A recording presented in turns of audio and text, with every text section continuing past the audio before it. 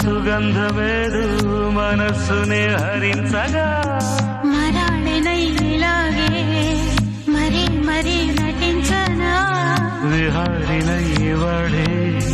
దివి భువి స్పృశించనా గ్రహములు పాడిన పల్లవికి జాబిలి ఊగెనులే కొమ్మను తాకి